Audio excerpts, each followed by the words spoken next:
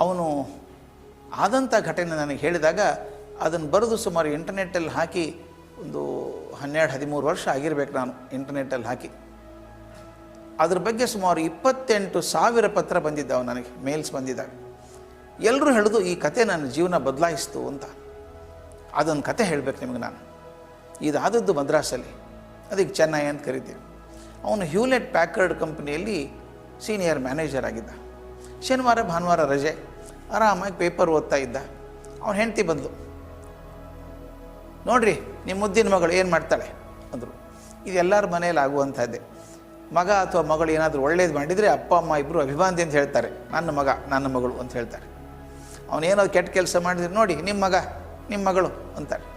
ಯಾವಾಗ ಹೆಂಡತಿ ಬಂದು ನಿಮ್ಮ ಮಗಳು ಅಂದಲೋ ಏನೋ ತಕರಾರು ಇದೆ ಅಂತ ಗೊತ್ತಾಯಿತು. ನೋಡ್ದ, ಆ ಹುಡುಗಿ ಅಳ್ತಾಯಿತ್ತು. ಮಗಳು ಸಣ್ಣ ಹುಡುಗಿ, 6 ವರ್ಷ ಹುಡುಗಿ ಅಳ್ತಾ